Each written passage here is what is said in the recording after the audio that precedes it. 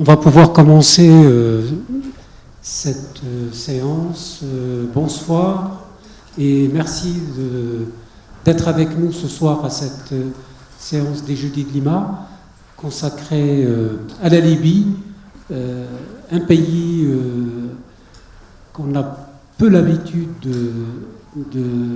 d'aborder, d'approcher. Il y a quelques années, c'était du temps de Muammar al-Kadhafi, on avait fait une exposition de quelques peintures de son fils. C'était un épisode un peu malheureux, parce que ce sont des circonstances sur lesquelles je ne vais pas revenir.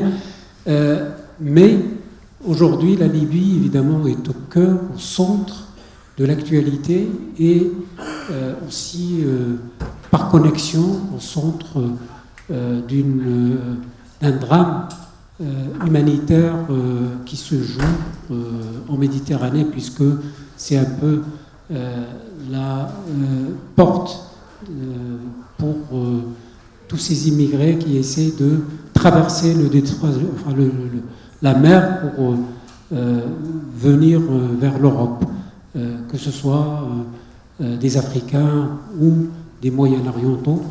Donc la Libye, par son histoire, est un pays riche, mais malheureusement, elle est dans une situation très complexe. Et justement, pour éclairer cette situation, nous avons pensé consacrer à une rencontre à ce pays et nous avons invité des spécialistes qui vont réfléchir et puis apporter leur contribution pour qu'on puisse voir un peu plus clair dans cette situation complexe.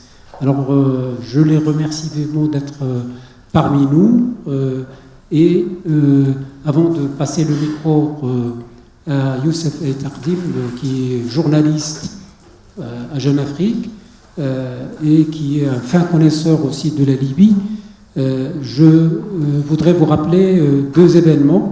Le premier, c'est la rencontre la semaine prochaine autour d'un thème qui a fait couler beaucoup d'encre, ce terme d'apartheid qui a été prononcé, commenté en long et en large, et on voulait savoir par rapport aux banlieues dans quelle mesure ce concept et dans quelle mesure les banlieues vivent une sorte d'apartheid ou pas. Donc c'est la question.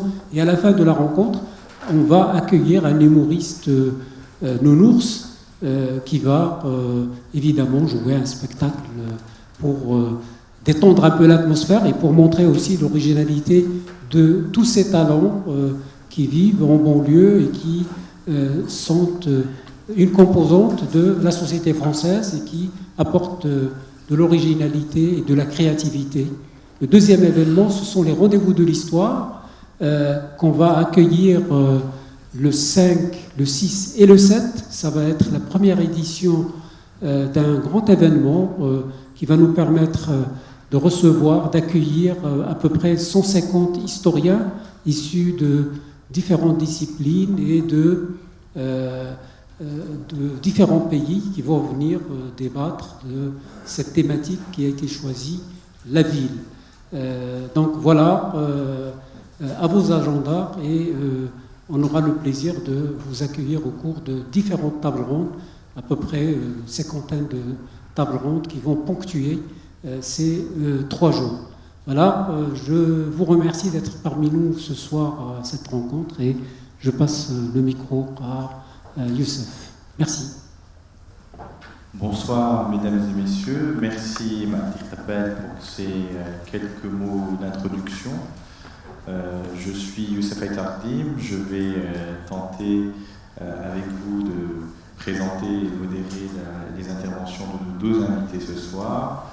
Je voulais en début d'intervention commencer par remercier l'Institut du monde arabe de s'intéresser à la Libye. Mathilde a tout à fait raison de rappeler que c'est un pays qui nous occupe, qui nous préoccupe, mais dont nous ne connaissons pas vraiment la situation interne, les dynamiques, l'histoire.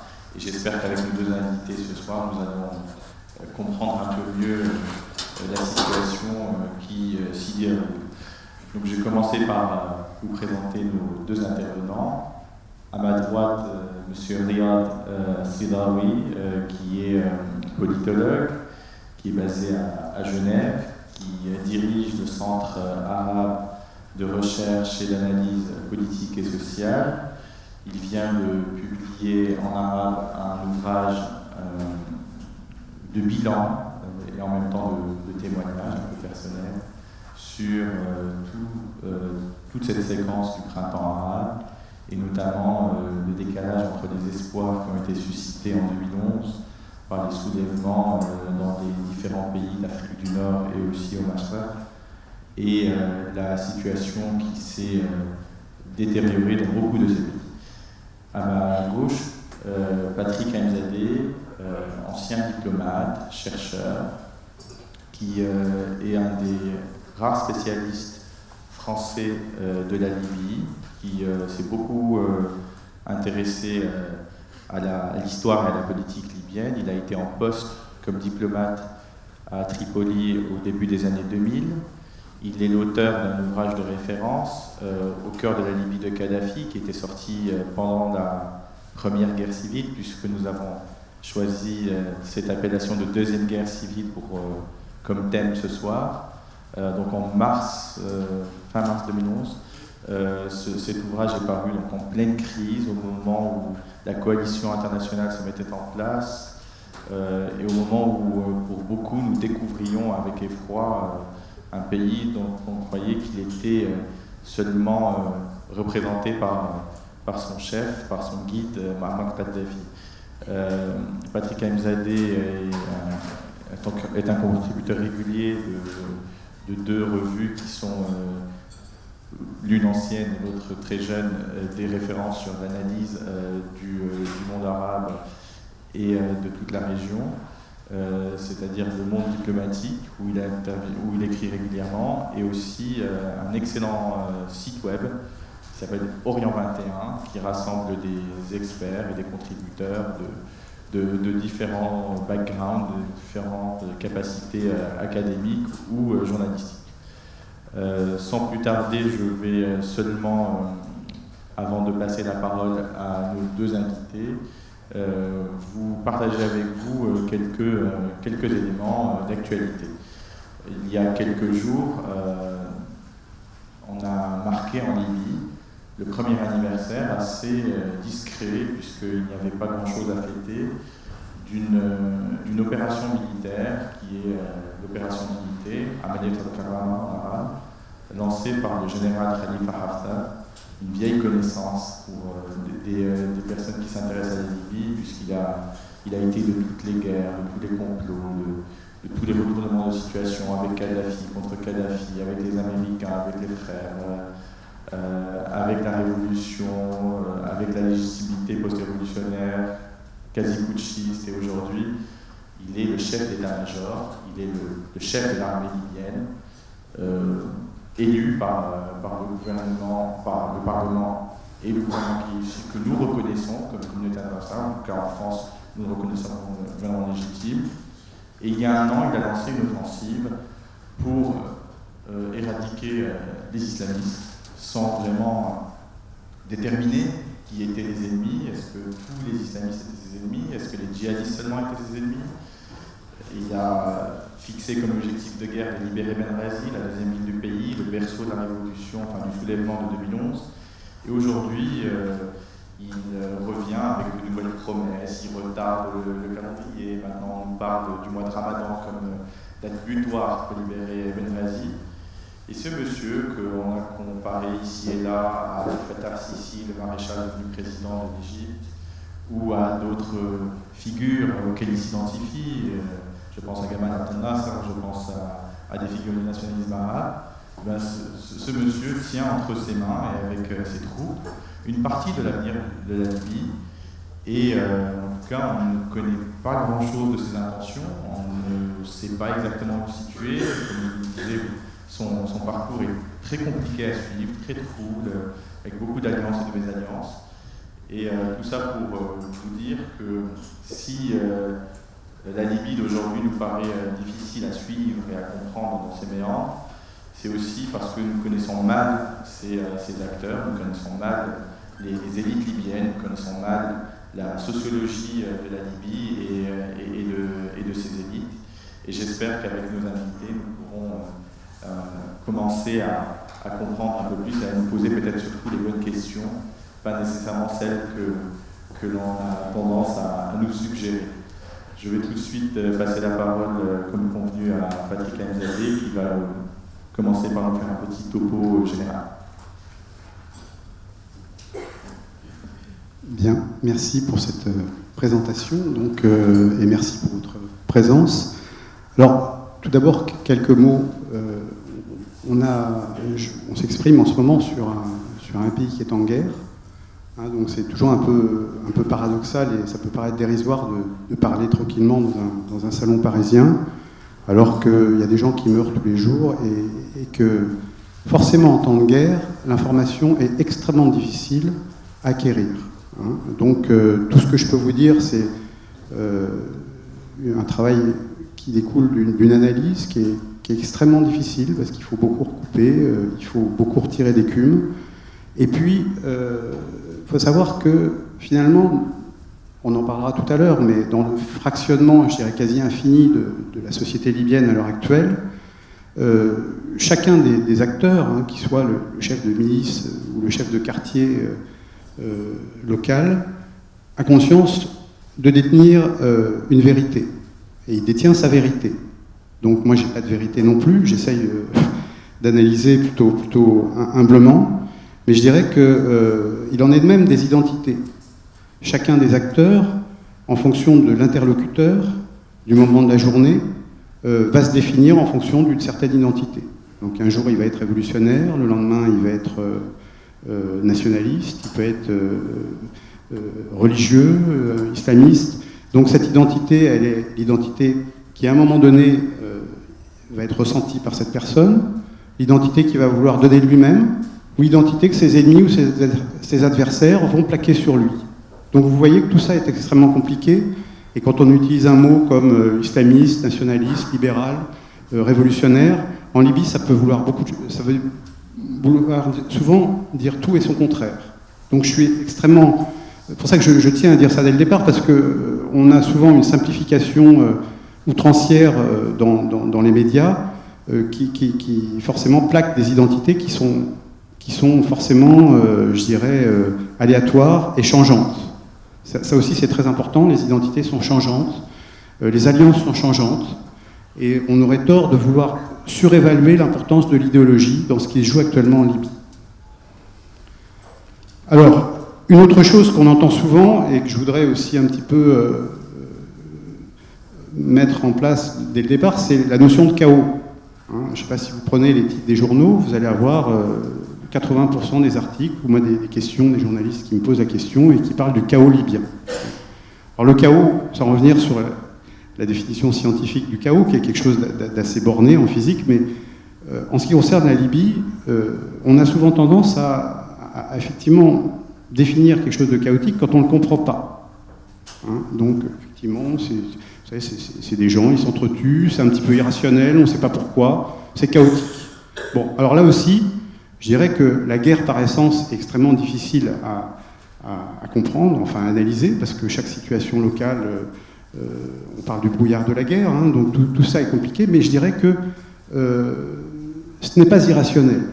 Le propre d'une guerre civile, c'est que chacun des acteurs locaux poursuit des objectifs, on peut discuter de la pertinence des objectifs, mais il les poursuit selon une logique qui est rationnelle.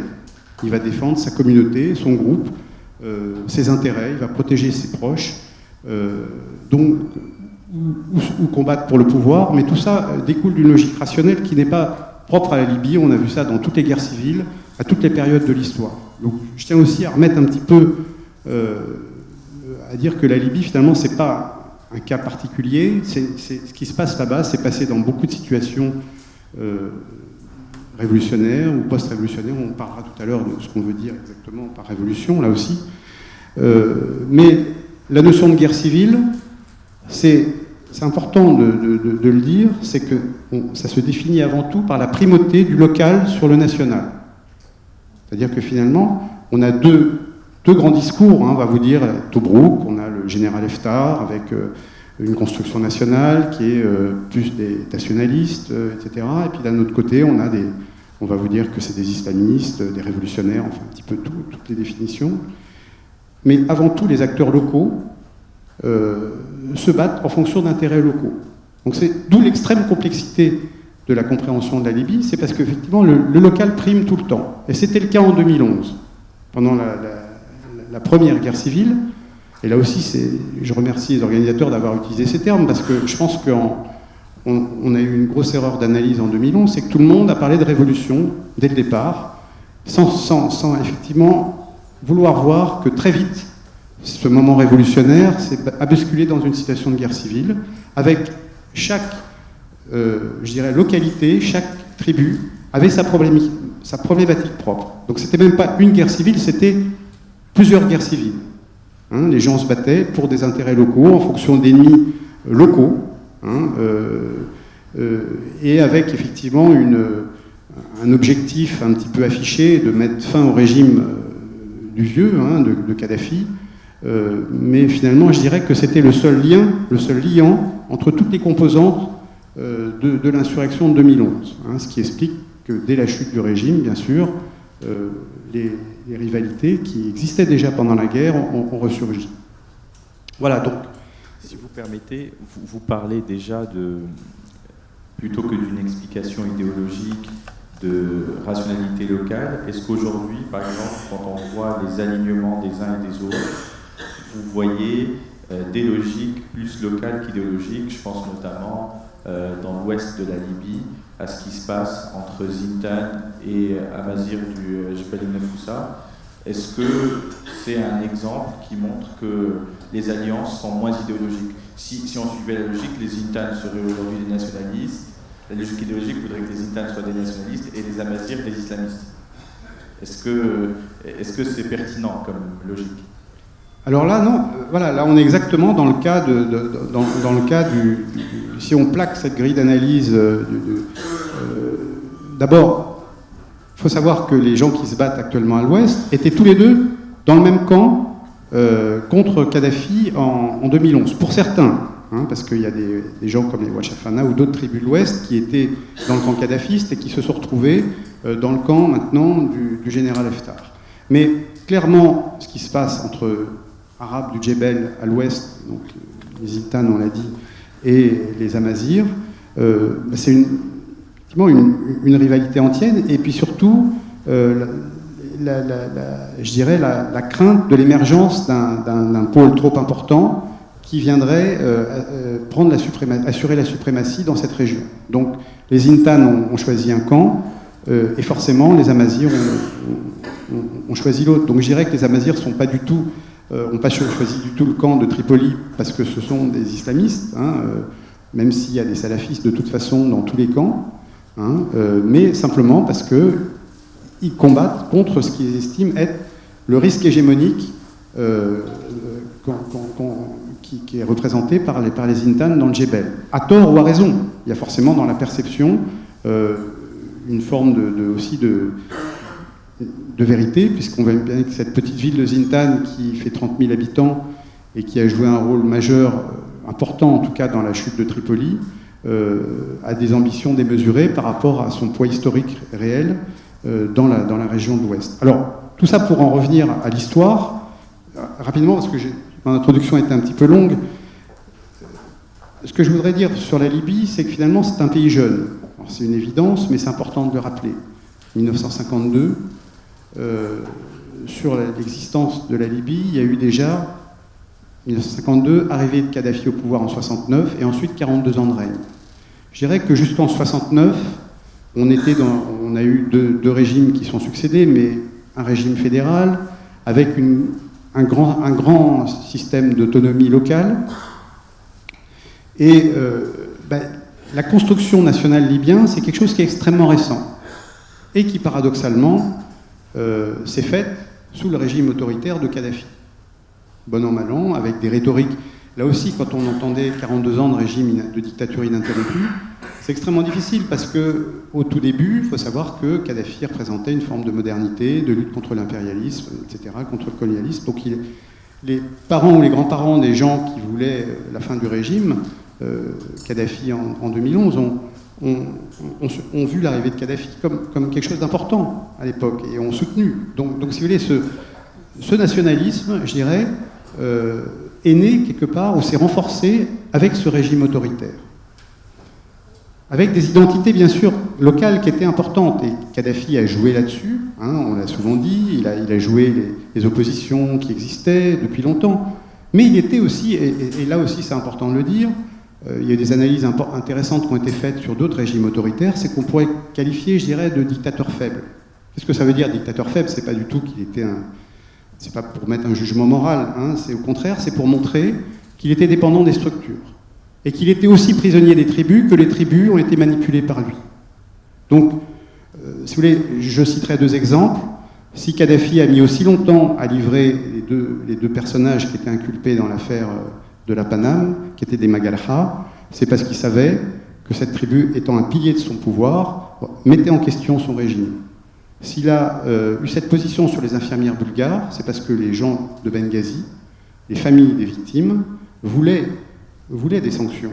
Donc vis-à-vis de cette ville de Benghazi, qui était traditionnellement une ville opposée à Kadhafi, il était obligé de faire ça. Donc si vous voulez, c'est toujours en sociologie politique, il faut toujours bien voir que les chefs d'État sont issus d'un milieu, et même les régimes autoritaires sont obligés de composer avec la sociologie de leur pays.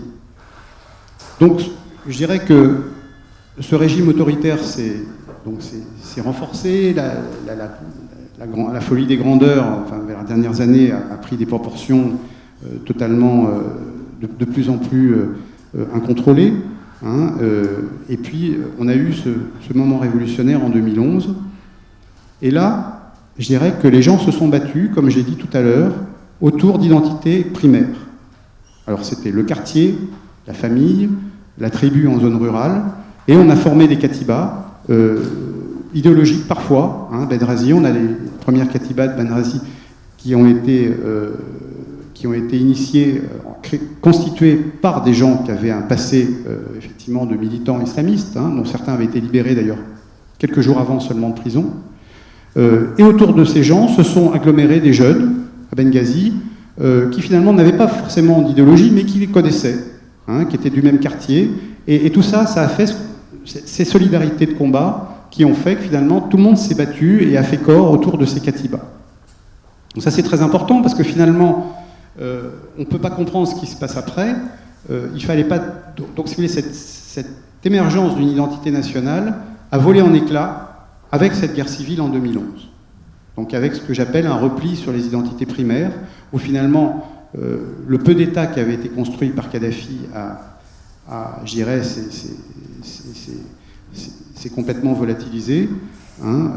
Et puis, on a trouvé ces différentes milices qui ont occupé le terrain sécuritaire. Et donc, en l'absence d'État, selon un phénomène classique, les gens se sont tournés vers ce groupe primaire pour les protéger, pour économiquement de redistribuer un certain nombre de privilèges, etc., etc. Donc, je dirais que la chose importante que je voudrais, peut-être pour finir sur cette première intervention, et qui expliquera ce qui s'est passé à la suite, c'est que quand vous avez cette émergence des identités primaires qui forcément sont antagonistes, en l'absence d'État central, eh bien, c'était inévitable qu'on ait une poursuite de la guerre civile. Donc imaginez, comme on l'a vu ou comme certains ici ont bien voulu le voir, que la guerre civile s'arrêterait avec la mort de Kadhafi ou la chute du régime, c'était soit très naïf, soit très cynique. Moi j'ai écrit dans une tribune, dans un grand quotidien français en juillet 2011, dans une guerre civile, il n'y a ni gagnant ni perdant, ni vainqueur ni vaincu, il n'y a que des perdants. Donc, et je pense que c'est toujours vrai. Donc cette idée de penser qu'Haftar pourra gagner, c'est pas vrai. Il n'y aura pas de solution militaire. Il n'y aura pas de vainqueur. Donc il y aura une solution forcément, ou pas d'ailleurs, mais la solution viendra du politique, y compris en incluant au maximum tous les acteurs locaux. Donc je pense qu'on reviendra sur la suite un petit peu, des hypothèses éventuelles, mais je pense que c'est ce que... Voilà, c'était cette première partie, c'était ce que je voulais souligner. Merci. On va écouter maintenant Riyad Sidawi, qui voulait revenir sur la configuration initiale, en tout cas initiale pour ce qui nous occupe, c'est-à-dire la situation en 2011. Est-ce qu'on était dans une situation révolutionnaire en 2011 ? Oui, justement, merci. Merci pour m'avoir invité. Merci pour votre présence. Quand j'étais contacté par les débats de jeudi, par l'IMA, le titre c'était « La deuxième guerre civile en Libye ». Ça m'a beaucoup plu. J'étais très content. Pourquoi ? Parce qu'on doit faire la différence entre guerre civile, révolution, violence politique, terrorisme. Et chaque concept a un contenu sociologique. Par exemple, la révolution pour les Américains. C'est quoi la révolution ? C'est le changement des élites au sein des pouvoirs. Ben Ali parti, Kadhafi parti, la révolution a gagné. Pour l'école marxiste, l'école de gauche, non, ça c'est pas une révolution. La révolution, c'est la passation du pouvoir d'une classe à une autre. La révolution française, c'est la passation du pouvoir de la classe noble féodale à la classe bourgeoise. L'autre bolchevique de la classe noble directement à la classe prolétarienne, entre deux guillemets. Donc, on a des écoles et chaque école définit le concept selon son approche. Pourquoi aussi j'ai aimé le concept de guerre civile ? Parce que la révolution aussi c'est quoi ? C'est l'action de la majorité contre la minorité despotique. Ben Ali, sa famille, ces gens, c'est une centaine de personnes. On les a encerclés, on les a éliminés. La même chose pour Moubarak. Mais si vous avez un régime dont 50% sont en sa faveur, 50% sont contre lui, on fait quoi ? On va parler d'une guerre civile. Le sud de l'Amérique et le nord de l'Amérique. Parce qu'il n'y a pas un consensus total. Pour d'autres raisons, des raisons tribales, des raisons régionales, des raisons clientélistes, des raisons linguistiques, ainsi de suite, comme le cas aussi dans la Syrie. Donc, il faut faire attention aussi à certains concepts. Moi, je suis souvent contacté par la presse occidentale, surtout mes amis français, toujours cherchent les laïcs. Alors, les laïcs et les islamistes. Il n'y a pas de laïcs en Libye, je fais quoi ? Bon, peut-être quelques minorités, quelques individus. Et je peux vous étonner, peut-être vous choquer. Ceux qui ont combattu les islamistes en Libye sont les confréries des soufis, des musulmans. Comme mon grand-père, à 4h du matin, il fait sa prière, la gloire du prophète Mohammed, mais il n'aime pas les islamistes. Ils ont pareil la honte contre les islamistes. Les confréries soufis. Ceux qui ont aidé les partis politiques anti-islamistes de perdre les élections de mois de juin 2014. Parce que les islamistes ont perdu le pouvoir en Tunisie dans les dernières élections, ont perdu aussi dans les élections de juin 2014, mais le Fajr Libya, les frères musulmans à Tripoli n'ont pas accepté ces résultats. Donc, faisons attention aussi à ces concepts laïcs, islamistes, etc. D'ailleurs, laïcité, moi j'habite à Genève depuis 21 ans, ce que j'ai compris, qu'il y a 3 États dans le monde laïque. La France, l'État et la République de Genève, et l'État de Neuchâtel en Suisse. Ben oui, parce que les États-Unis d'Amérique, le président doit prêter serment sur la Bible. Les autres, la Belgique, c'est l'Église, parce que c'est une monarchie. Dès qu'on a une monarchie, déjà on a l'Église directement. Ou dans le monde arabe, dès qu'on a une monarchie, c'est directement la mosquée, le mufti, etc. Donc faisons attention au concept. Heureusement, j'ai bien aimé le titre, Deuxième guerre civile en Libye. Maintenant, en parlant des racines de cette guerre civile, j'ai un modèle théorique que j'ai élaboré et je l'ai appliqué sur tout ce qui s'est passé dans le monde arabe. Ça a bien fonctionné avec l'Égypte, avec la Tunisie. J'ai un problème avec la Libye et la Syrie, et relativement le Yémen. Pourquoi ? Mon modèle théorique parle de 2 genres de facteurs qui aboutissent à une révolution. Les facteurs lointains, on ne va pas parler de ça. Ça prend du temps. Mais brièvement, l'explosion démographique conduit toujours à une violence politique, des révolutions, à des guerres. Certains expliquent l'invasion des musulmans dans le monde entier par l'explosion démographique dans la péninsule arabique. Les croisades aussi sont expliquées par cette explosion démographique. Le monde arabe a connu une explosion démographique. Aussi, l'exode de la campagne vers les grandes villes et les bidonvilles des années 70. Bon, maintenant, on laisse à côté les facteurs lointains qui s'accumulent jusqu'au Big Bang, la révolution. La révolution, c'est la situation révolutionnaire. Revolutionary situation. C'est quoi? Ce sont 3 éléments qui fonctionnent ensemble en même temps. En Tunisie, c'était 4 semaines. En Égypte, 3 semaines. En Libye, ça a pris des mois. En Syrie, jusqu'à maintenant, 4 ans. Peut-être. Pourquoi? Alors, on va retenir rapidement ces 3 éléments afin de les élaborer et pour savoir elle est où le chaos libyen, elle est où la guerre civile libyenne. Premier élément, c'est la radicalisation de l'opposition populaire qui ne veut plus des réformes, mais le départ du régime. On ne veut pas des réformes. Ben Ali a donné des promesses et des réformes. Non, on ne veut plus. Moubarak a fait la même chose. Non, on ne veut plus. Gaddafi, bédouin, intelligent, malin, je ne sais pas quoi, il a compris, parce qu'en sciences politiques, on sait bien, hein, il ne faut jamais donner des concessions pendant le processus révolutionnaire. Parce que le dictateur doit montrer toujours qu'il est fort. Dès qu'il est faible, c'est fini. Gaddafi l'a dit non, je ne vous reconnais pas, et c'est moi la révolution, et je vais vous éradiquer. Donc, la radicalisation de l'opposition populaire. Deuxièmement, les divisions au sein des élites au pouvoir. Troisièmement, il faut la neutralité de l'armée ou la trahison de l'armée vis-à-vis du régime. Ces 3 éléments, on l'a eu en Tunisie, en Égypte, mais pas en Libye. Ce qui s'est passé en Libye, par exemple, pour le premier élément, la radicalisation de l'opposition, en Tunisie par exemple, qui s'est radicalisé?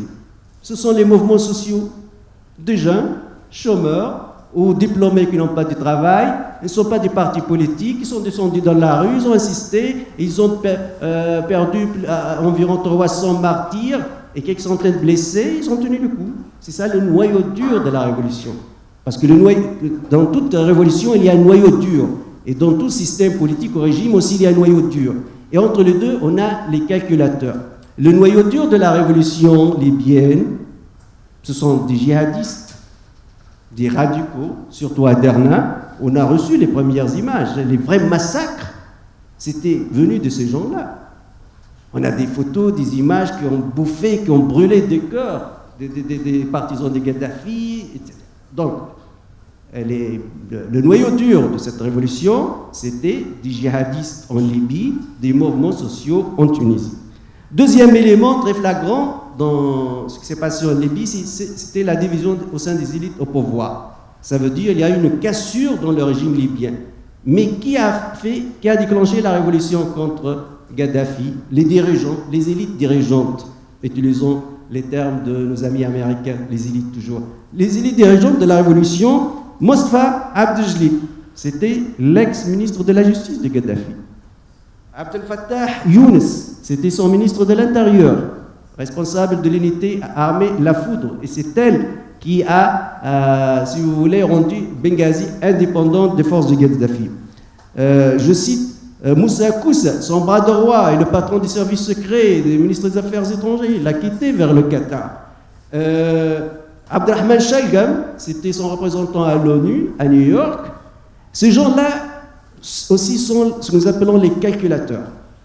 Malheureusement, les calculateurs sont des opportunistes, on le sait bien, mais ce sont eux qui basculent la révolution vers le succès ou vers l'échec.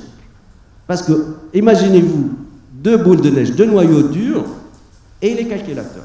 Les calculateurs observent, dès qu'on voit que Gaddafi va gagner, on va chez Gaddafi.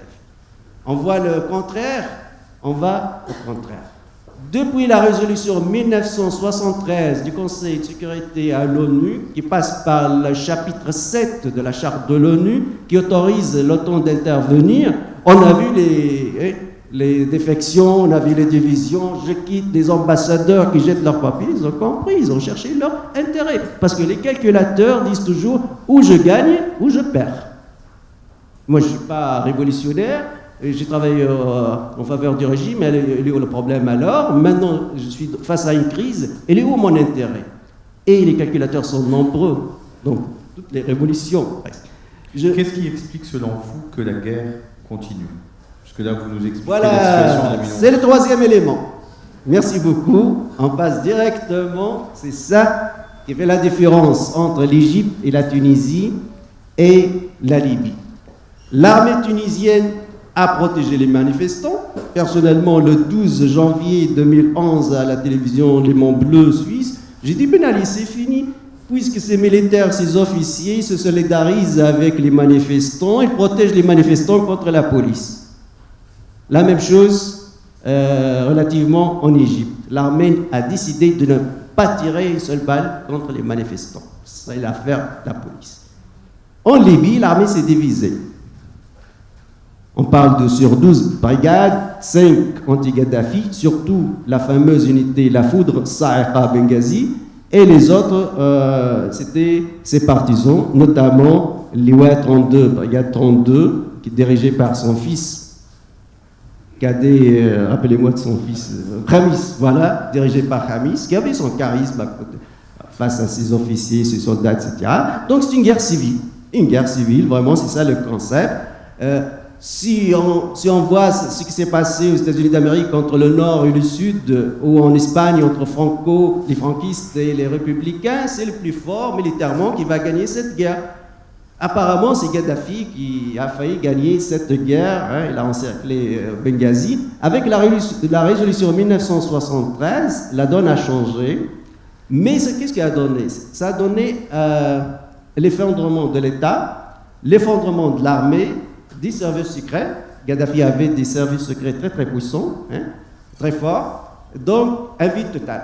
Le vide total sera tout de suite rempli par les terroristes, évidemment. C'est le cas irakien aussi. Les Américains ont envahi l'Irak en 2003. Ils ont cassé l'armée irakienne.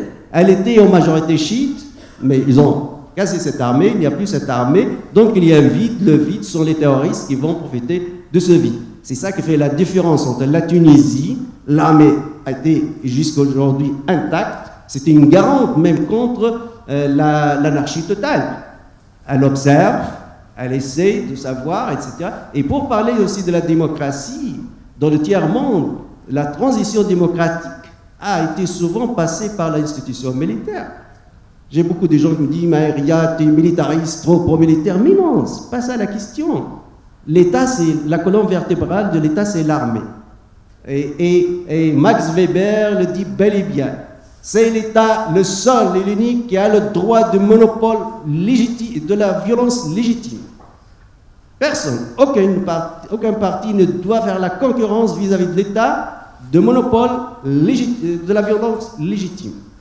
Alors aujourd'hui, en Libye, on n'a pas le monopole de la violence légitime. On a des armées au pluriel, des milices plutôt, et on a eu des milices partout en Libye. Le seul qui a essayé de construire une armée, le noyau d'une armée nationale, c'était Al-Fatah Yunus.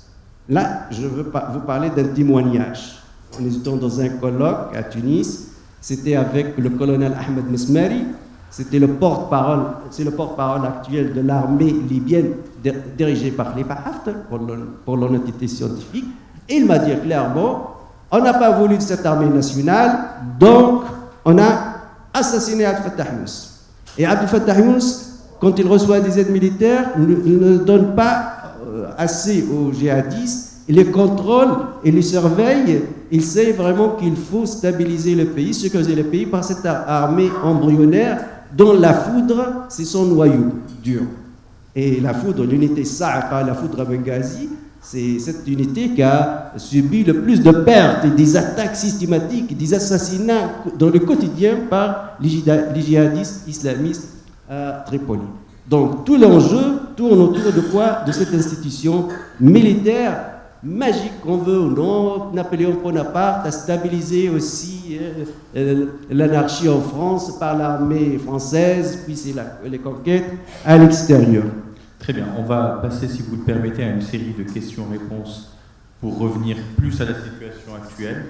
pour pouvoir vraiment aborder cette deuxième guerre civile libyenne. Je vais commencer par vous, Patrick Mzadeh. Première question, depuis l'été 2014, y a-t-il en Libye deux légitimités concurrentes?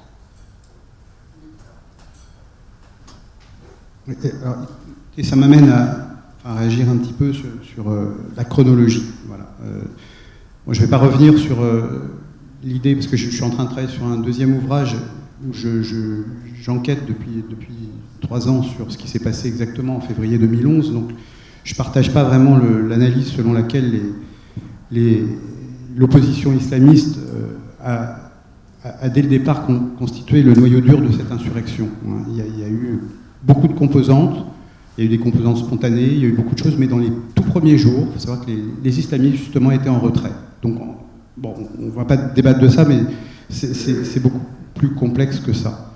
Maintenant, oui, je voudrais revenir sur la chronologie. On parle des élections, maintenant beaucoup de gens reviennent sur les élections de juin 2014 en disant, voilà, les islamistes, enfin la version, une certaine version officielle, celle qui est retenue d'ailleurs par l'AFP et par tout ce qu'on peut lire ici, c'est que les islamistes ont perdu les élections en juin et donc ils ont fait un coup d'État. Bon.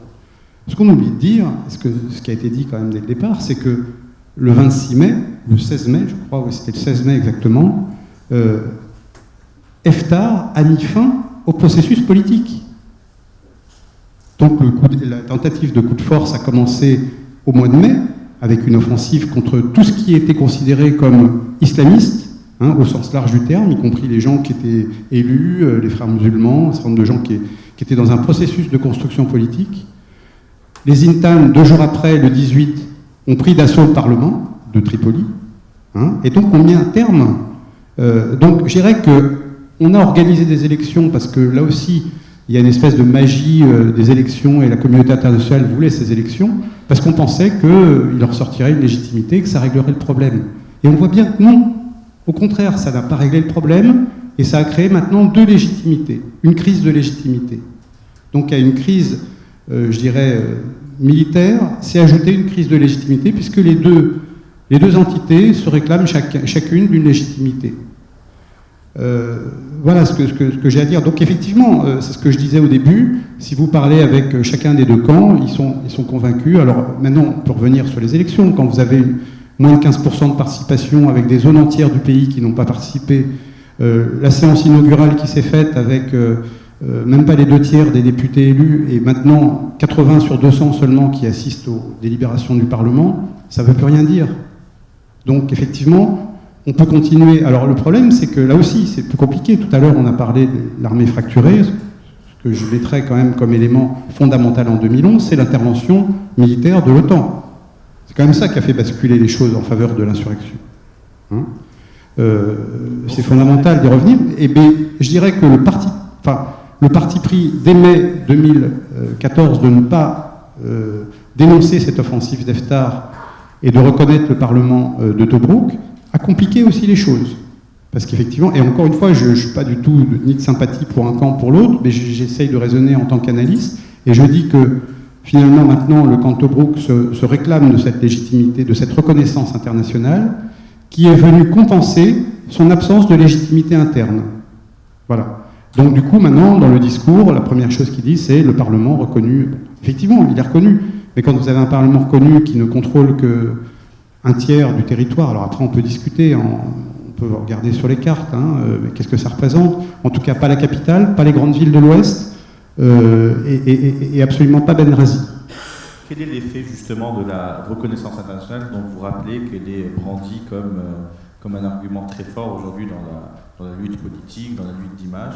Quel a été l'impact de la reconnaissance internationale, notamment par les pays occidentaux, par les grands partenaires de la région, du gouvernement de Tobrouk, au détriment de ceux qui se considèrent comme le gouvernement authentiquement révolutionnaire aujourd'hui à Tripoli? Ça a pour conséquence, finalement, ce que j'ai observé, c'est qu'on a eu une radicalisation des extrémistes dans les 2 camps. Radicalisation des extrémistes dans le camp de Tobrouk, puisqu'il y avait quand même des parlementaires qui étaient plutôt modérés et qui qui voulait une issue négociée. Et là, qu'est-ce qu'il en est ressorti? C'est qu'Haftar est véritablement monté en puissance, puisqu'ils se sont soutenus. Il est reçu en Jordanie par le roi de Jordanie comme un chef d'État. Il a renommé, là récemment, 150 officiers de l'armée de Kadhafi à des postes. Alors là aussi, quand on dit armée libyenne, il faut être sérieux. Qu'est-ce que ça veut dire, armée libyenne à l'Est? Pour l'instant, effectivement, il y a des unités, il y a des gens, il y a un certain nombre de tribus, il y a des fédéralistes, mais ils se sont octroyés titre. Mais à l'Ouest aussi, vous avez des gens qui sont convaincus, qui sont un embryon d'armée libyenne. Donc tout ça, c'est ce que je disais au début, les identités, c'est extrêmement compliqué. Et à l'Ouest, on a aussi, bien sûr, renforcé les extrémistes, puisque les gens se disent, de toute façon, les Occidentaux ont pris position contre nous, et quoi qu'on fasse, on est laissé de côté. Donc, ce qui renforce finalement les partisans dans les deux camps de l'option militaire. Alors, il y a aussi une troisième chose qui est compliquée, c'est qu'on n'arrête pas aussi d'entendre parler d'intervention militaire. Alors, d'un côté, la communauté internationale a nommé un émissaire spécial, qui est M. Bernardino León, qui fait un très bon travail, qui essaye de mettre autour d'une table les différentes parties. Et d'un autre côté, tous les matins ou toutes les semaines, on a un chef d'État ou un ministre en Europe qui parle d'une nouvelle intervention en Libye, etc. Donc, on y reviendra. Voilà, on y reviendra. C'est très important de revenir sur ces bruits de bottes. Riyad Sedawi, je voulais vous poser une question qui va nous permettre de continuer à comprendre. Quel rôle, selon vous, jouent les pays du grand voisinage, à la fois les pays d'Afrique du Nord et de la région méditerranéenne, mais aussi les pays qui ont joué un rôle leader pendant la guerre de 2011.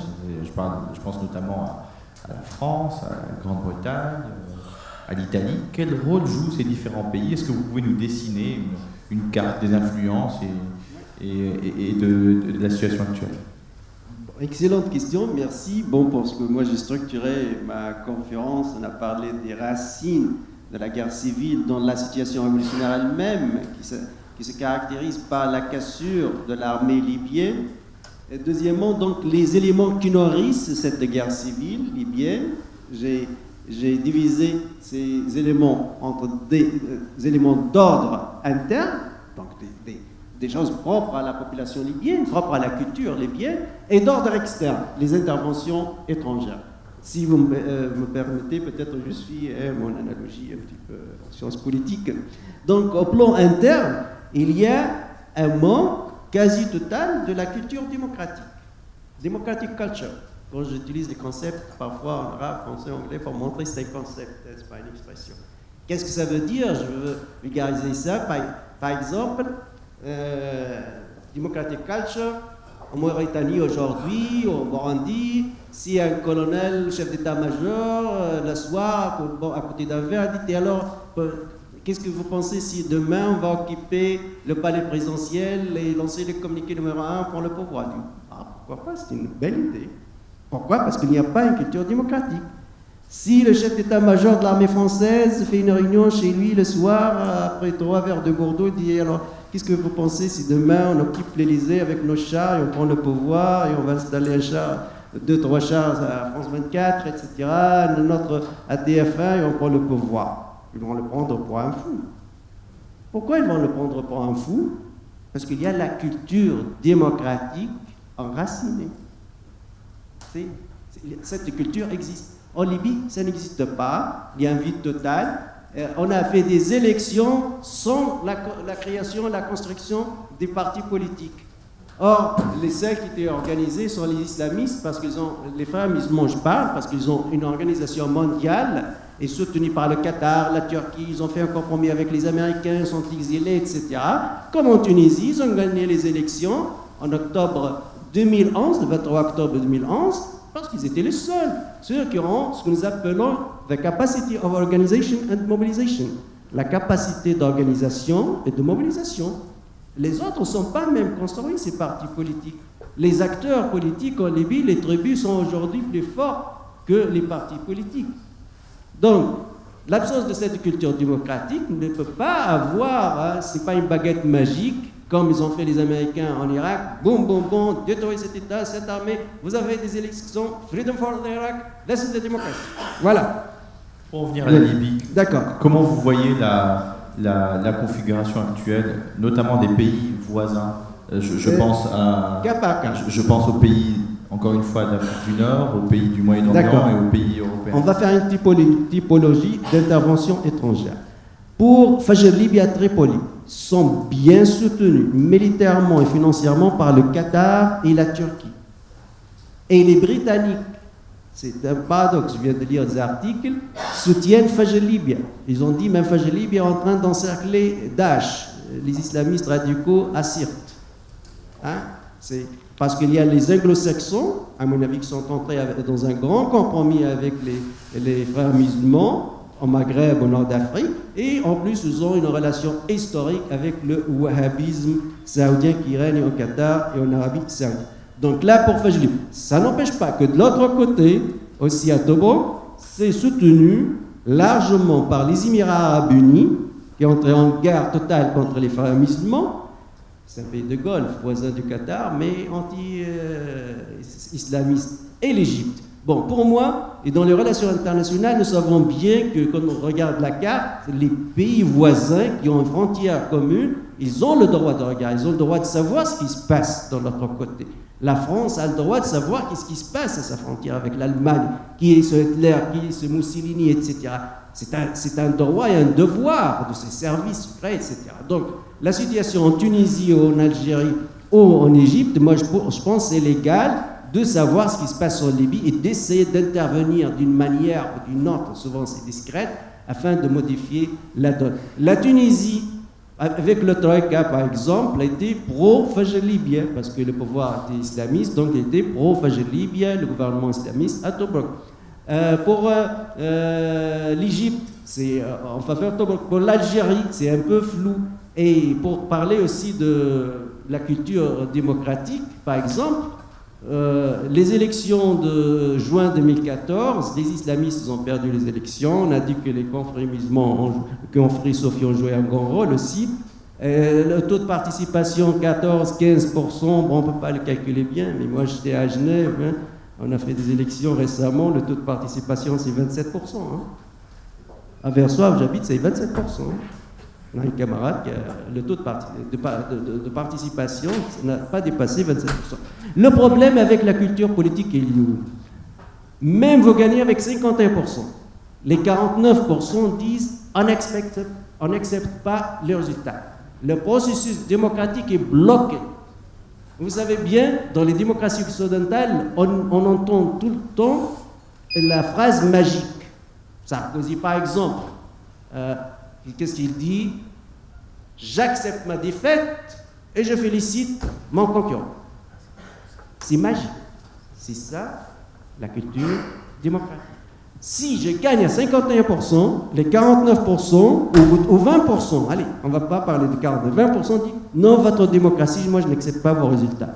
Le processus est bloqué. Il n'y a plus de culture démocratique. On revient au premier carré, on revient à une nouvelle négociation. Qu'est-ce qu'on veut faire? Comment on peut faire? Parce que la démocratie, là, ne fonctionne pas. Dès qu'une partie, même elle est minoritaire, même 20-30%, a perdu les élections, oui. C'est pour cela. Vraiment, j'approuve, je soutiens la thèse de notre ami diplomate, il connaît bien les faits surtout, que la démocratie c'est le compromis. Si les Libyens veulent arrêter leur guerre civile et que la démocratie fonctionne, ils doivent se mettre à table et ils doivent donner des concessions et il n'y a ni vainqueur ni vaincu. Je l'ai bien marqué ici. Il faut avoir la chose comme suivant, ni vainqueur ni vaincu, on va construire ce pays. On a de pétrole, c'est un gâteau à partager. Le pétrole, c'est 70% dans le sud, 30% dans l'est, l'ouest n'a rien du tout.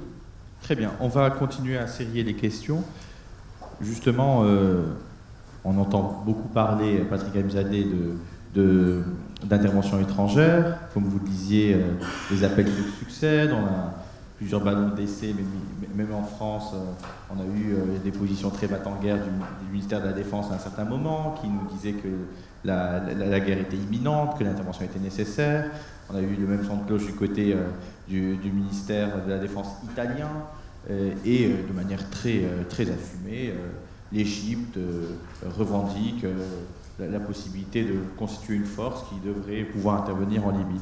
Est-ce que, à cette aune-là, vous pensez qu'il faut réévaluer, pour nous, opinion publique et même médias, la menace que représente l'État islamique? On a beaucoup agité la menace de l'État islamique qui s'est matérialisée par des actes terribles, particulièrement choquants, notamment à Sirte. Est-ce que vous avez l'impression que, pour dire les choses clairement, l'État islamique est un peu le prétexte qu'on nous trouve pour justifier une intervention étrangère? Bon, oui, alors, d'abord, l'implantation de l'État islamique. Alors, encore une fois, j'ai du mal à parler dans le vide. J'ai des éléments. J'ai pas été dans les zones qui sont tenues, qui sont. Bon. Donc, tout ce que je veux vous dire, c'est des sources libyennes, hein, qui elles-mêmes sont souvent contradictoires. Donc, il faut faire la part des choses là aussi entre la propagande, hein, parce que beaucoup de gens ici finalement fonctionnent avec Daesh en regardant les vidéos de Daesh. Bon, une fois qu'on a eu la propagande, quelle est la réalité des choses? Alors qu'est-ce qui se passe à Derna? À Derna, effectivement, bon, là aussi j'ai fait tout un chapitre sur Derna, c'est une ville que je connais très bien, et c'est une ville très très attachante, dans laquelle j'ai passé beaucoup. Il y avait un chapitre dans votre précédent livre sur Derna. Oui, il y a un chapitre sur Derna, parce que déjà, sous Kadhafi, c'était vraiment une ville qui était attachante, qui était sociologiquement différente du reste de Djebel Ardab. Donc c'est une ville très intéressante, hein, beaucoup de points de vue. Et effectivement, elle a été un des berceaux de l'opposition à Kadhafi. Hein. Alors l'opposition à Kadhafi, c'est vrai que ça prenait la forme de l'islamisme à l'époque, du djihadisme. Hein. Donc effectivement, ces gens-là sont partis à l'époque, en Libye ils étaient poursuivis, sont partis se battre sur d'autres théâtres et sont revenus en 2011. Alors, ils ont constitué un certain nombre de brigades, hein, donc c'est la brigade Shuhada Abu Slim, hein, pour Derna. Et là aussi, les identités ne sont pas figées. Vous aviez des gens qui étaient d'anciens opposants de Kadhafi, d'anciens djihadistes, mais plutôt wahhabites, plutôt nationalistes, hein, qui sont reconvertis dans une forme de ce qu'on voit, le terme salafi watani, qu'on entend en Libye maintenant. Donc c'est pas des gens qui étaient maintenant dans une logique internationaliste et qui étaient effectivement pour la mise en place d'un islam rigoriste. Donc cette brigade, peu à peu, s'est radicalisée, hein, sous l'influence de certains chefs.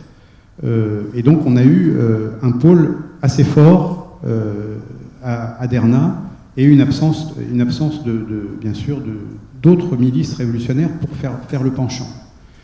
Alors un certain nombre de ces gens sont aussi partis en Syrie et en Irak depuis 2011, hein, se battre, et ils sont revenus à l'été 2014 après l'offensive de notre cher général Haftar. Parce qu'effectivement, ils sont venus se battre, un peu, pas vraiment à Derna, mais surtout à Benghazi d'ailleurs, hein, parce que c'est à Benghazi que les combats se passent. Mais à Derna, il y a un certain nombre de radicaux qui sont venus et dont certains ont fait allégeance maintenant à l'État islamique. Alors, quel est le pourcentage de Libyens et de non-Libyens? Là aussi, j'ai des chiffres qui varient de 20 à 50%. Hein, donc, ce qu'il faut savoir, c'est qu'il y a beaucoup de gens qui ne sont pas des Libyens, donc qui sont quand même, qui ont peu de chances de s'implanter dans la durée, et qui arrivent finalement à s'implanter là où il n'y a pas d'autres unités ou milices locales avec une forte légitimité révolutionnaire. Donc c'est le cas un petit peu dans le centre de Derna, parce que les autres milices ont abandonné le terrain, et c'est le cas à Sirte aussi. Pourquoi Sirte? Parce que Sirte, tout simplement, c'était, on l'a vu en 2011, c'est une ville qui a été quasiment extrêmement, presque rasée, puisque c'était le fief, hein, de Kadhafi, et donc il n'y a pas eu de milice locale forte, je dirais de milice révolutionnaire, qui a émergé. Donc finalement, on avait un vide qui a été occupé par les gens de Misrata, qui est la grande ville.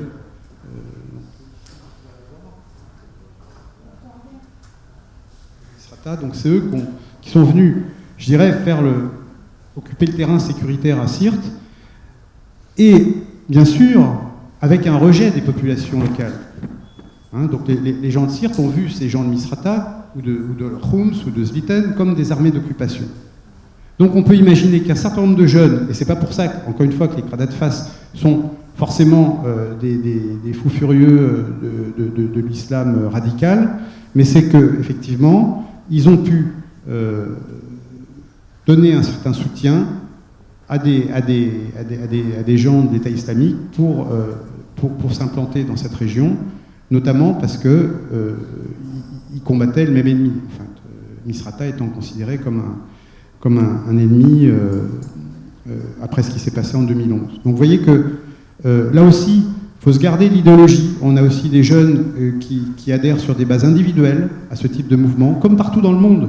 Hein, on le voit bien, c'est pas un quartier ou une famille forcément qui... Et là aussi, c'est une des nouveautés de la guerre civile de 2011, c'est qu'on a eu une rupture intragénérationnelle.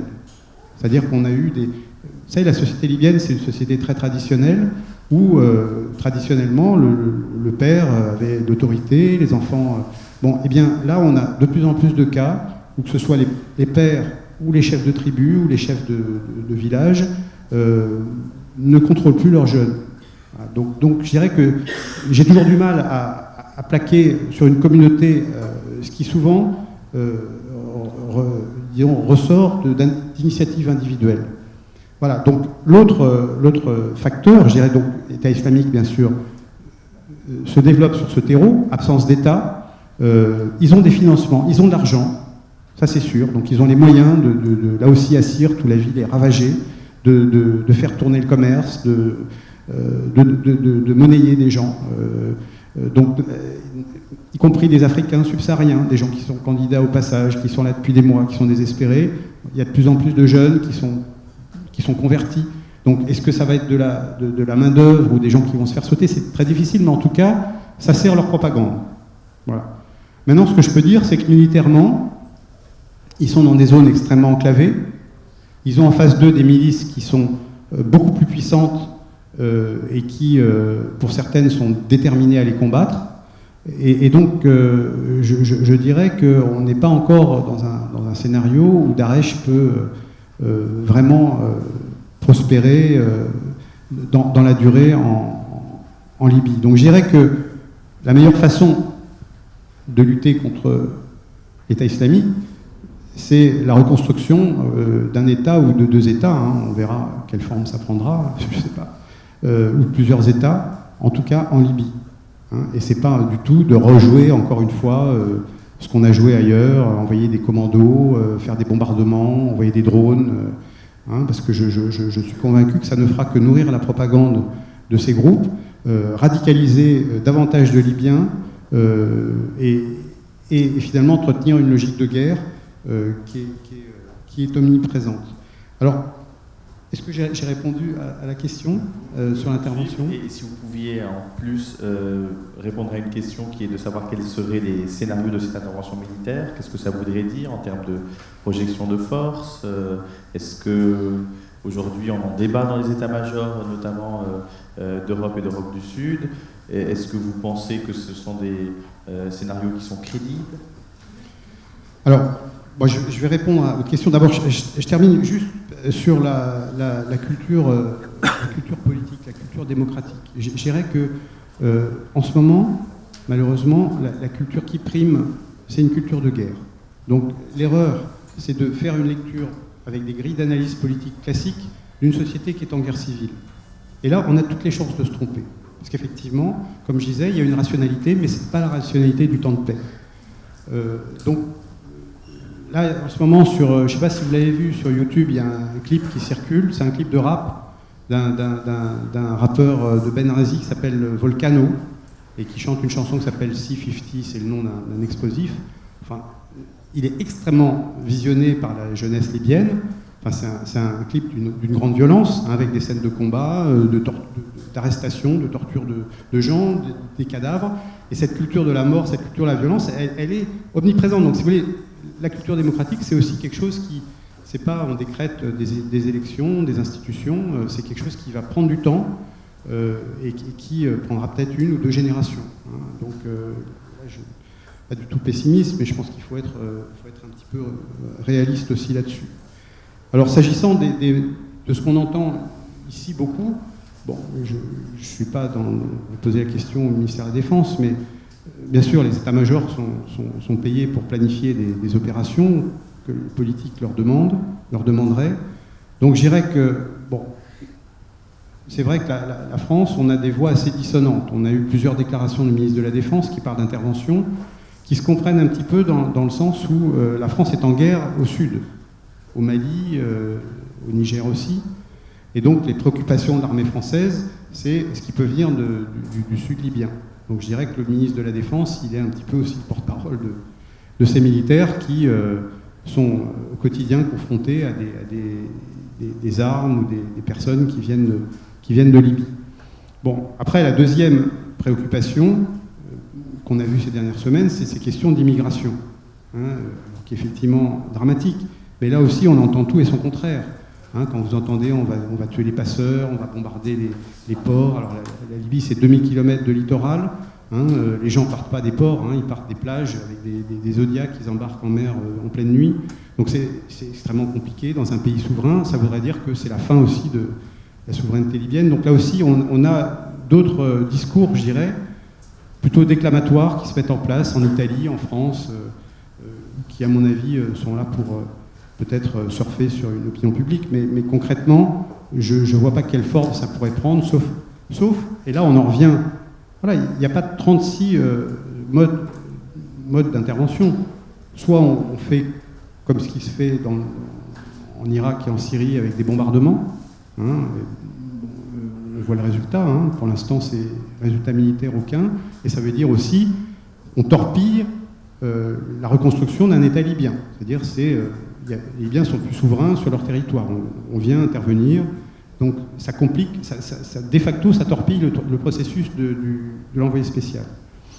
Deuxième hypothèse, et qu'on a vu aussi chez certains après la guerre de 2011, qu'on dit on n'a pas assuré le service après-vente, c'est pour ça que ça ne s'est pas bien passé. Qu'est-ce que ça veut dire, le service après-vente? Ça veut dire aller dans le pays avec des hommes, hein, et puis, quelque part, recoloniser ou remettre le pays sous tutelle. Hein. Alors là aussi, je crois que beaucoup de gens ne se rendent pas compte de ce que c'est. Hein. Il y a 300 000 hommes en armes en ce moment en Libye, qui majoritairement, bien sûr, sont contre, et une majorité de la population sont contre une présence étrangère. Ça veut dire retourner là-bas et faire la guerre. Désigner un ennemi, faire la guerre aux hommes en armes, ça s'appelle du nation building, donc c'est une opération majeure, hein, dans un pays qui est 2 fois et demi grand comme la France, sans mandat de l'ONU, puisque pour l'instant les Russes n'ont absolument pas l'intention de nous donner un feu vert à quiconque pour y retourner, et puis avec, je ne vois pas quel pays serait contributaire à hauteur de plusieurs centaines de milliers d'hommes pour aller entre guillemets, pacifier la Libye. Donc là, on revient... Je rappelle qu'au Kosovo, pour un pays grand comme un département, il y a 50 000 hommes, hein, depuis 1998, et qu'on voit bien récemment encore ce qui s'est passé avec les minorités albanaises à côté, c'est loin d'être réglé. Donc là aussi, je pense qu'il faut arrêter d'être dans le mythe qui est brandi à chaque fois par les médias ou par d'une intervention militaire de l'Occident qui serait un petit peu... aurait des solutions militaires à toutes ces questions. Je crois que ces questions, on aurait peut-être pu se les poser effectivement en février 2011. Hein. Bon, à l'époque, on a plutôt été du côté de la guerre. Et maintenant, je crois que non, maintenant, il faut... là aussi, c'est facile de dire ça en étant autour d'une table, mais c'est au maximum, petit à petit... des mesures de confiance, ça commencera par des cessez-le-feu au niveau local, et ce sera très progressif, très long, mais il n'y a pas d'autre issue que la négociation.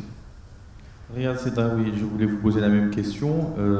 Dans ce contexte, à la fois, comme vous l'avez souligné, de culture, ce que vous appelez une culture démocratique faible, de pression étrangère, quels sont, selon vous, les scénarios d'une sortie pacifique et quels sont les risques d'une aggravation de cette guerre civile qui continue? Est-ce que vous me permettez d'abord de parler un peu du terrorisme en Libye? Parce que c'est ma conférence préférée. Les derniers mois, je donne une conférence sociologie du terrorisme, des acteurs et les enjeux. Et je commence toujours par la projection de quelques extraits de vidéos. Je commence par Alain Chouet. Je ne sais pas si vous connaissez Alain Chouet. C'est un ex-directeur de sûreté à la DGSE française, la Direction générale de la sécurité étrangère française, qui appartient au ministère de la Défense. Et magnifique. Ce que j'ai toujours dit, d'un coup, je l'ai vu sur la vidéo, là, devant un comité parlementaire. Le terrorisme de Al-Qaïda, par exemple, au Maghreb, ou Daesh, c'est local, c'est des terroristes locaux qui cherchent la médiatisation mondiale. AQMI, par exemple, c'était quoi AQMI en Algérie? AQMI, c'était le groupe salafiste de combat d'Abdelazek Bara. En 2007, ils ont effacé ça, ils n'ont pas voulu intégrer la réconciliation nationale avec Bouteflika, et ils ont changé leur nom, Al-Qaïda. Au Maghreb islamique, donc c'est la grande publicité. Quand je parle de Daesh en Libye, vous savez que ça veut dire Daesh en arabe? Ad-Dawla al-Islamiyya fil Iraq wa Sham. On traduit l'État islamique en Irak et en Syrie. Mais la Libye, ce n'est pas ni l'Irak ni la Syrie, c'est loin. On fait quoi là?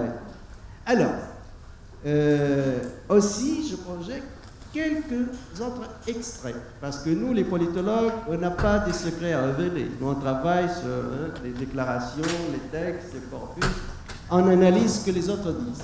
Joe Biden, vice-président américain d'Obama, devant des étudiants à l'université de Harvard, aux États-Unis d'Amérique, et devant des professeurs en sciences politiques, il disait: nous savons bien que nos amis qatariens, saoudiens et turcs ont financé et créé Daesh pour éliminer le régime de Bachar al-Assad.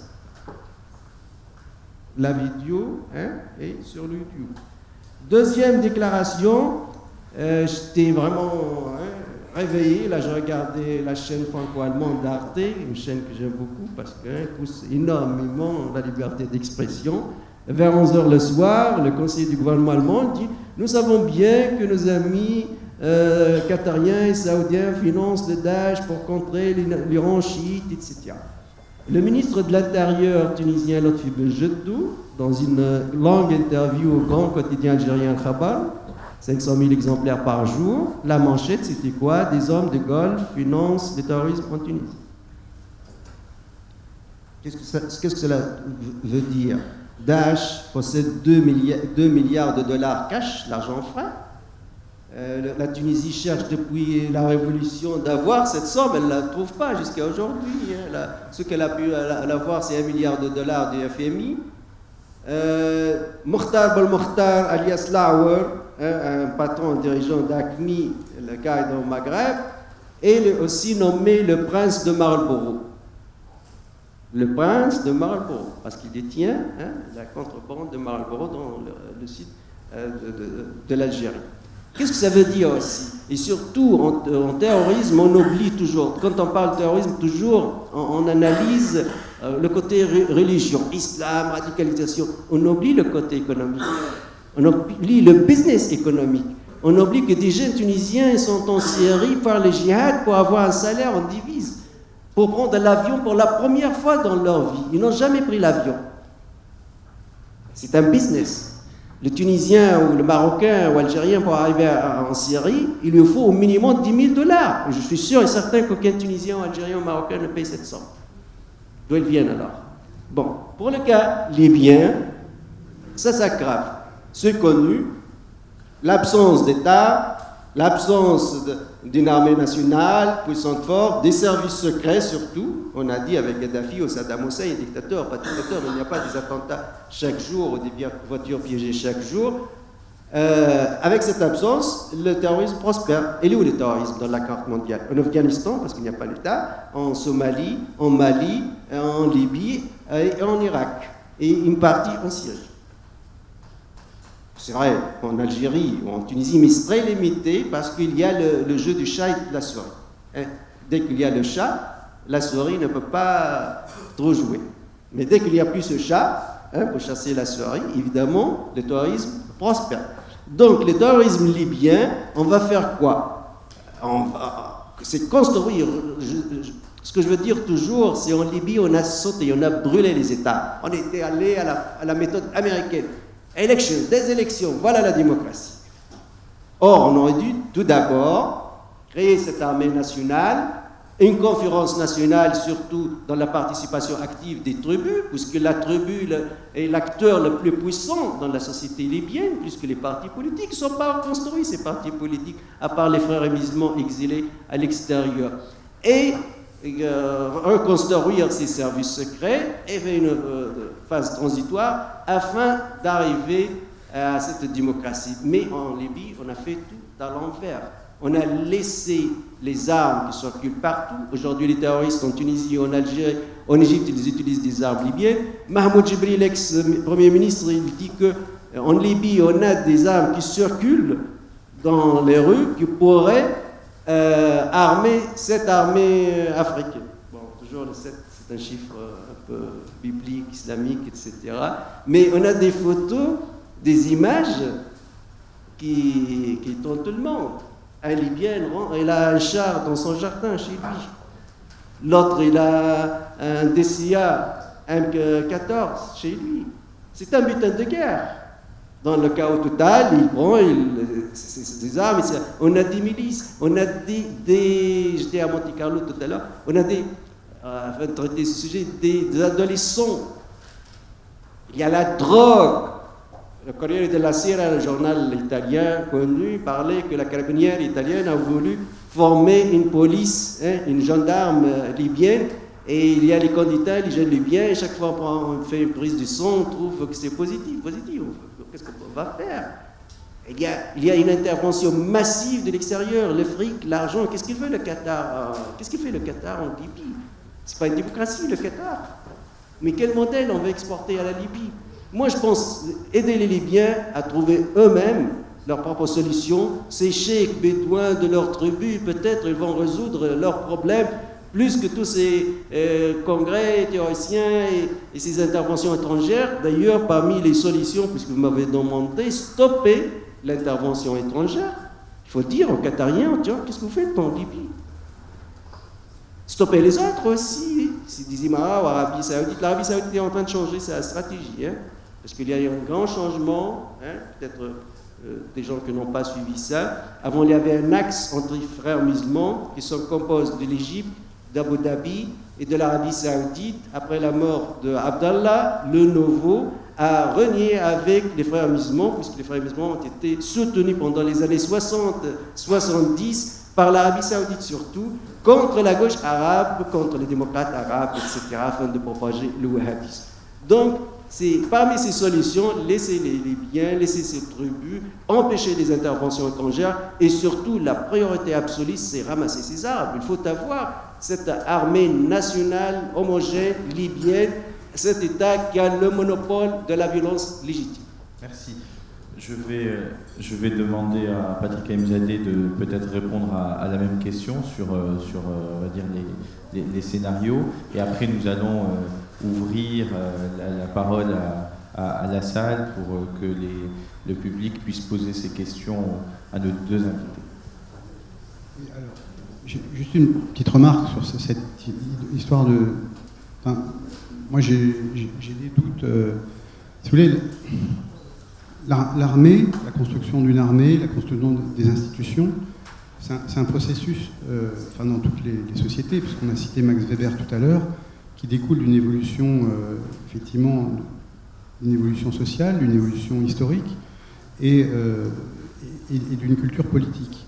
Donc, mais il y a eu des tentatives de recréer l'armée libyenne. Enfin, il y a eu 3000 jeunes Libyens qui ont été sélectionnés, qui ont été en Angleterre, d'autres en Italie, d'autres en Jordanie.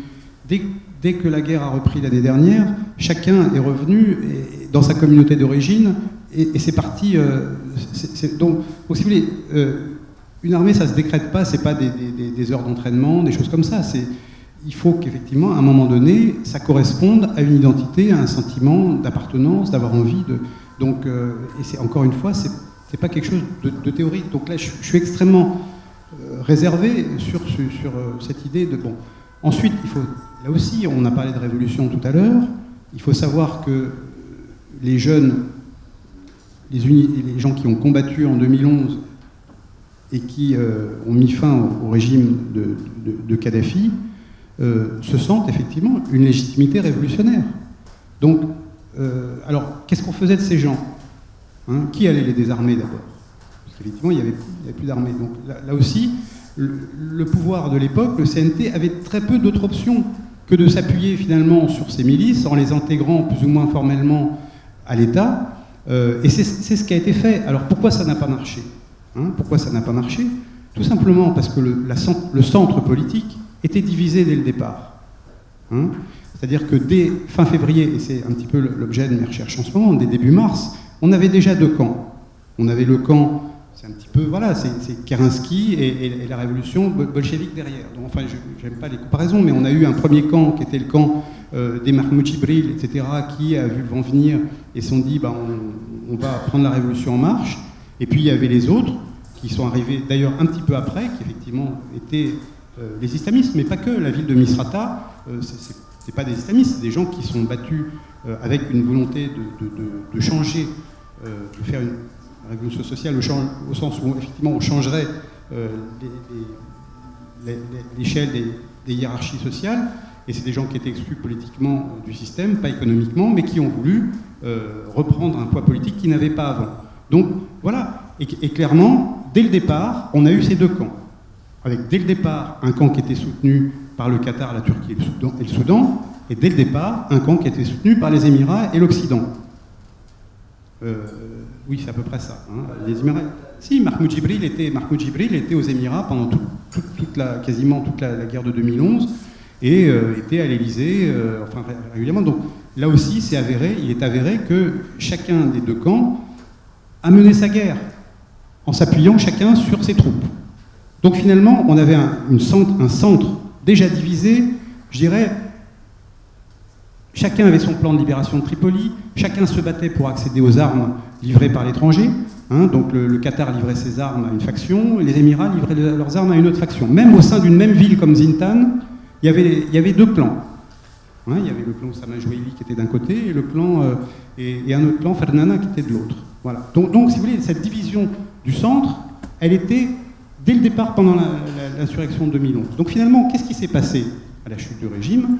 On a eu un CNT qui était avec ces deux entités qui coexistaient. On était dans une coexistence pacifique, chacun s'appuyant sur ses milices avec des montées de violence régulièrement.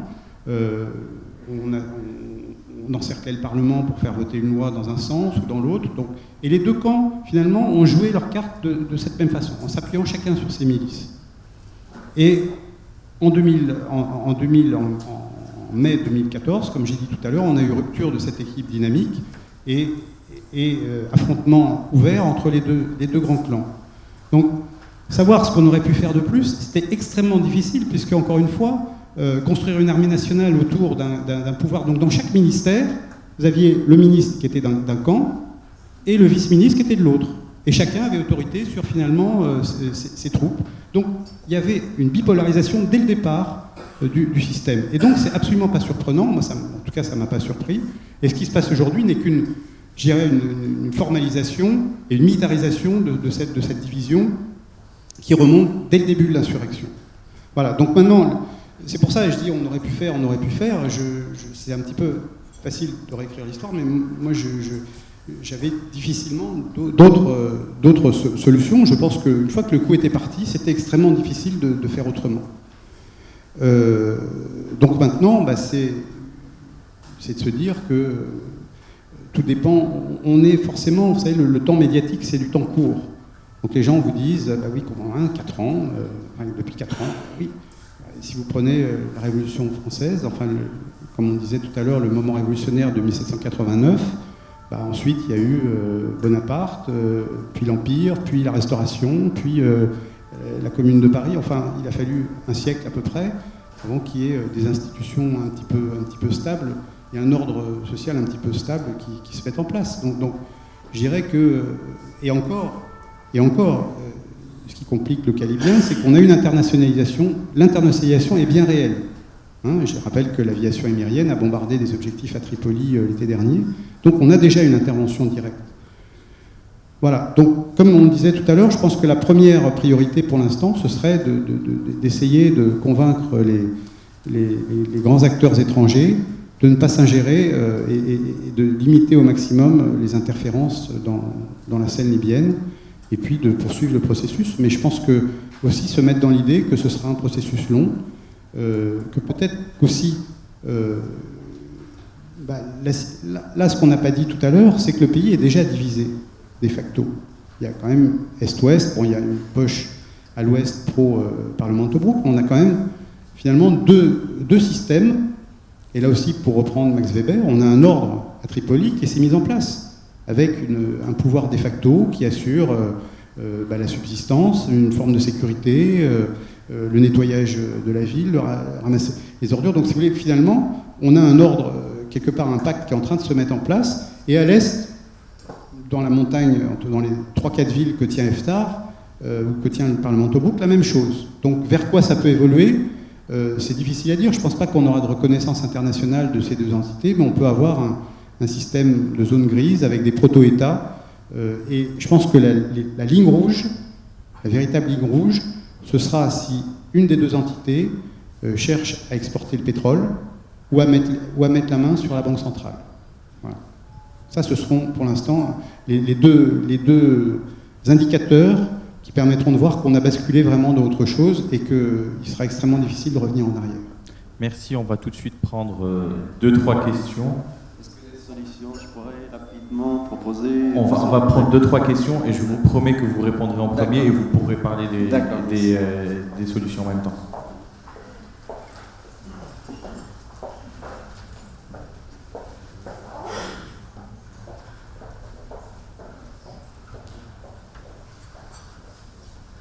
Merci pour vos interventions.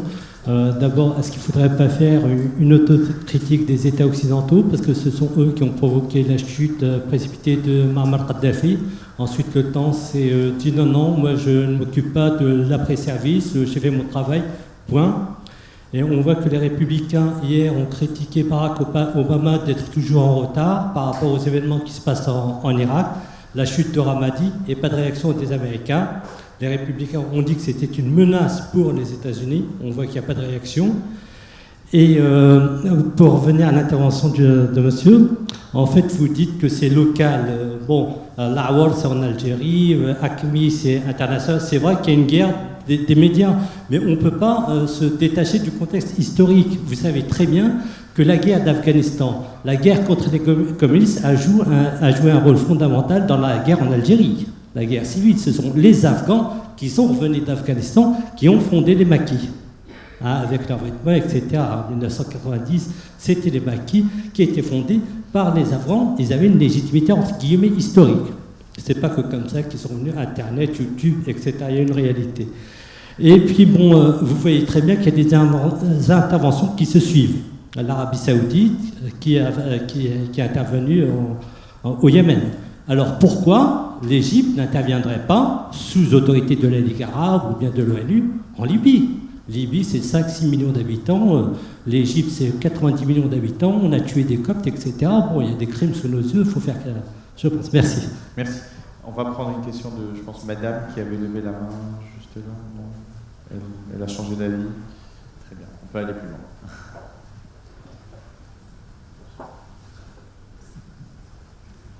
Bonsoir, merci pour ces éclaircissements. Donc, crispation locale, a priori solution locale. Ma question, c'est qu'est-ce qui se passe si, donc, en attendant ces solutions locales qui vont mettre beaucoup de temps, si je vous comprends bien, à se mettre en place, si le flot d'immigration continue à se déverser sur les côtes européennes, si le pôle de stabilité qu'est l'Europe se trouve menacé par ces groupuscules pour des raisons de médiatisation ou autres, j'imagine que les états-majors préparent des scénarios. Quelles seraient les réactions quand ici les choses se passeraient autrement? Est-ce qu'il y a des scénarios qui accéléreraient ce processus? Merci. Est-ce que vous pourriez préciser votre question, s'il vous plaît? Du point de vue de l'Europe, on n'intervient pas. C'est sage, si les problèmes sont locaux, de laisser les solutions émerger localement. Mais si la stabilité européenne se trouve, comme on l'a vu avec l'Algérie, avec d'autres exemples, se trouve menacée, l'Europe va réagir, j'imagine. Alors, les états-majors n'attendent pas la presse, n'attendent pas les politologues pour réfléchir à des scénarios. Est-ce que vous avez des idées de scénarios d'intervention? Voilà. Merci, c'est très clair. On va prendre une troisième question peut-être. Bonjour tout le monde. Je travaille actuellement sur la traduction d'un auteur libyen qui a écrit un livre en 2008 à Darana, dont on a parlé il y a peu de temps. Et la seule question que je voulais savoir, c'est s'il y avait des ouvrages ou des revues que je pourrais citer en référence à la fin du livre que je vais terminer bientôt, que ce soit en arabe ou en français ou en anglais. Merci. Sur la Libye. Merci. Comme prévu, c'est M. Riyad qui va commencer par répondre et peut-être qu'il voulait revenir aussi sur... Voilà, rapidement, vraiment, je vais vous donner les titres, on ne va pas rentrer dans les détails. Donc, on a dit créer cette armée nationale, on peut parler même de la fusion entre Fajr Libye et l'armée libyenne, parce que aussi c'est Al Jazeera, le Qatar, toujours l'armée de Haftar, les brigades de Haftar, les brigades de Gaddafi, les brigades de Bachar, etc. On ne personnalise pas, il y a une armée libyenne à l'est. Il y a cette possibilité. Dernièrement, il y a quelques espoirs sur Fajr Libye, il y a une relecture vraiment des événements. Deuxièmement, c'est le plus important, une conférence nationale de réconciliation, le modèle du Sud d'Afrique, ni vainqueur ni vaincu. On intègre tout le monde, on commence. Les partisans de Gaddafi sont nombreux. Écoutez, on a plus qu'1 million en Tunisie qui n'ont pas rentré en Libye depuis 2011, sur une population libyenne qui ne dépasse pas 6 millions. Et aujourd'hui, on parle de 2 millions, même d'un tiers de la population. On a vu qu'est-ce qu'il a fait Bremer en Irak quand il a déraciné le bas, c'est l'institution militaire, la bureaucratie de l'État. Même cet État n'était pas très efficace, même c'était autoritaire, etc. Donc cette conférence de réconciliation nationale qui regroupe tout le monde, il faut donner une chance aussi à une solution peut-être classique. Ces chefs de tribu, peut-être ils sont plus sages que ces jeunes miliciens qui détiennent les armes et les chars.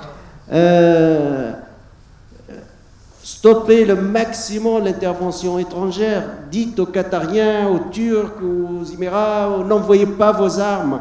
Arrêtez d'envoyer vos armes. Il faut que les Libyens ont assez déjà d'armes, une surproduction d'armes. Donc arrêtez d'envoyer les armes.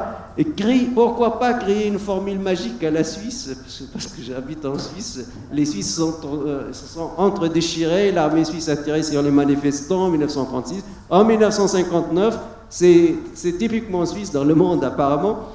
Ils ont construit un gouvernement de coalition nationale. La gauche et la droite gouvernent ensemble depuis 1959. Il n'y a pas d'opposition. Relativement, la Tunisie, je dis, elle est dans cette formule magique. Même des grands ennemis aujourd'hui, ils composent un gouvernement de coalition nationale. Donc, ce sont à mon avis des idées qui pourraient sauver cette chère Libye, ce beau pays, et ces gens très généreux, très gentils. Pour les questions, rapidement, c'est vrai, moi je suis scientifique, j'ai l'éthique weberienne. Max Weber, dans son ouvrage L'éthique du savant et du politique, distingue bien entre l'éthique du savant et du politique. C'est pour cela, Joe Biden, un politicien, quand il va à l'université, il ne peut pas manipuler, c'est l'université. Donc, c'est vrai, on a eu les 2 poids, 2 mesures. À Bahreïn, il y a une révolution pacifique. L'armée saoudienne, devant les bases militaires américaines, interviennent contre la révolution en faveur du régime. Et en Libye, on fait le contraire. Là, on tombe dans la politique de 2 poids, 2 mesures. On commence à poser des questions. Le pétrole, le bétain, le pétrole en Libye, vous connaissez bien la théorie américaine de la propriété privée. Si vous avez des jardins, par exemple, ici chez vous à Paris, vous creusez, vous trouvez du pétrole, c'est votre pétrole, c'est pas le pétrole d'État. Oui, vous avez de la chance, creusez, c'est votre pétrole. Et ce qui a fait mais en France, au Maghreb, etc., au Maghreb, parce qu'en Tunisie, au Maroc, on a le droit français qui fonctionne, on n'a pas ça. Dès que vous trouvez quoi que ce soit, c'est l'État qui possède ça. Qu'est-ce que je veux dire par ça? Les Américains, quand ils ont vu l'Irak, ils ont dit le pétrole n'est pas dans la région sunnite. Le pétrole est chez les chiites, donc c'est le pétrole des chiites. Dans le Kurdistan, donc c'est le pétrole des Kurdes. J'ai peur que en Libye aujourd'hui, on est vers cette thèse. Le pétrole au sud d'Afazan, donc 70% c'est pour Afazan. Le pétrole dans l'est c'est 30%, donc c'est pour l'est. Même en Arabie Saoudite, les Américains, ils adoptent, ils accueillent l'opposition chiite dans la région de l'est qui possède le pétrole. Et je ne sais pas pourquoi toujours dans le monde arabe, ceux qui ont le pouvoir n'ont pas le pétrole. Ils prennent le pétrole de l'autre vie. Donc c'était un peu paradoxal. Est-ce que c'est fait exprès? Comment ça fonctionne? Mais c'est une théorie américaine, parce que les Américains sont un grand acteur invisible. Il faut savoir aussi, ils ont laissé la France s'impliquer totalement au début, mais après ils ont chassé la France. Il faut avouer ça. Ça c'est notre espace vital. Vous avez l'Afrique saharienne, vous avez les pays maghrébins, même l'Algérie, c'est pétrole, donc un espace vital. Il y avait une deuxième question, qu'est-ce qu'on fait si on n'intervient pas? L'intervention. L'intervention, maintenant, je suis sûr et certain qu'il n'y aura plus des interventions terrestres. À l'irakienne, parce que ça coûte cher. En Irak, il faut savoir, George W. Bush a commis une grande erreur, parce qu'on parlait de 5 000 morts américains, 50 000 blessés, etc. Il y a eu un petit Vietnam. La même chose en Afghanistan. Donc les nouvelles stratégies, on n'intervient pas par voie terrestre, mais on peut bombarder les foyers des terroristes ou les camps ce qui se fait d'ailleurs dans le quotidien, par exemple au Yémen, où il y a Al-Qaïda, il y a les drones, là on les chasse. Donc moi je ne pense pas qu'il y aura une intervention. L'armée algérienne disait moi je ne m'interviens pas, la constitution algérienne m'a interdit. L'armée égyptienne s'est intervenue plusieurs fois. Pour libérer des otages, etc. Il a bombardé Darna, ainsi de suite. Qu'est-ce qu'on fait? Vraiment, c'est un chaos. Moi, je pense aider les Libyens, surtout si on arrive à réconcilier Fajr libyen à Tripoli et l'armée libyenne à Tobruk, déjà pas mal. Et après, ils s'occupent ensemble de sécuriser toute la totalité du pays. Là, l'Occident ou autres, on peut les aider par les armes, etc., afin de construire cette armée nationale qui sauve la Libye, puis qui sauve le reste du nord d'Afrique, parce que les Tunisiens sont menacés par le terrorisme libyen. Un facteur de terrorisme en Tunisie vient de la Libye, la même chose pour l'Algérie, la même chose pour l'Égypte, et bientôt l'Europe aussi. Ben oui, les armes libyennes qui circulent partout, ils vont arriver un jour à un autre en Europe. Merci. On va écouter aussi les réponses de Patrick Amzadeh aux mêmes questions, s'il a des choses à ajouter par rapport aux propos de Frédéric Soleil. Je pense que j'avais déjà répondu tout à l'heure. Je pense sur les différents scénarios, j'en avais parlé, avec mes réserves sur ces options, qu'elles soient bombardement ou déploiement terrestre. Si vous voulez conclure sur une autre idée.